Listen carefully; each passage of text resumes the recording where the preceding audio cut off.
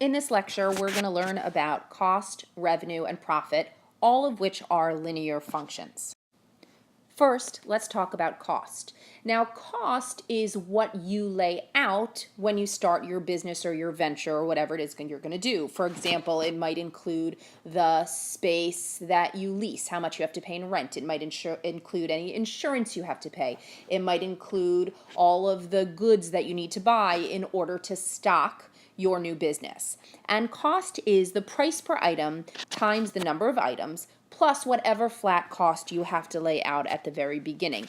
And this actually looks like the following equation.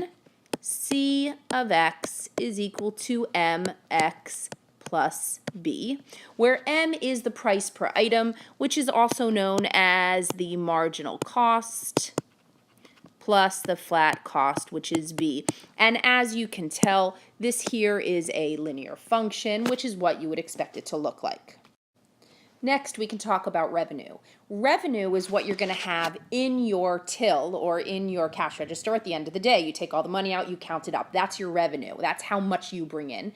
And it is written as R of x is equal to the price per item times the number of items. And that will look like R of x is equal to P times x. Again, another linear equation. And the last one we need to define is profit. Profit is how much you actually make. And P of x is the revenue minus the cost, which makes sense because you can look at all of the money in your cash register at the end of the day, but you also need to think about all the money that you've laid out in order to get your business going. And so the last function we have is P of x is equal to R of x minus C of x, which ultimately looks like P of x minus parentheses mx plus b. Now the last piece that we need to talk about is the break-even point. And that happens when you pay off all your debts, you pay off all the money that you had to lay out in order to get your business started. And then you can start making a profit at that point. And that occurs exactly when the cost is equal to the revenue, or C of x is equal to R of x. So once our cost is equal to our revenue, our profit can begin to be made. Okay, let's look at a real-life example. Let's say you decide you want to open a shoe store.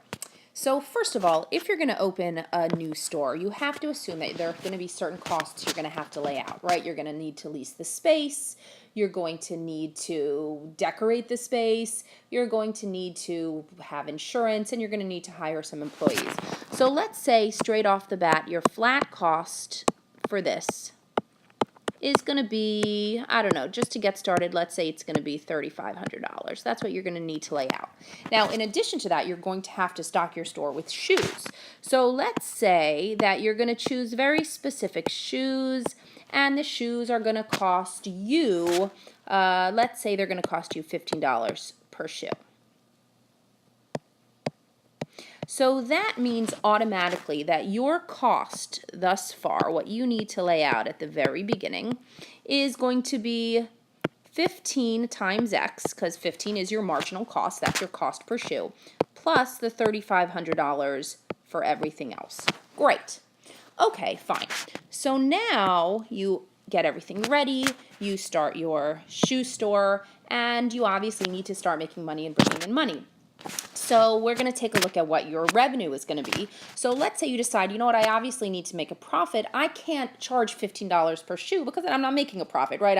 I'm selling the shoes for exactly what it is that I've bought them for. That doesn't do me any good. So I'm going to mark them up, and I'm going to make sure that my price per shoe is going to be, let's say, $45 per shoe. So that's a pretty big markup, but the nice thing about marking up is that it always gives you the option to have a sale, to make it look like you're lowering the price, etc.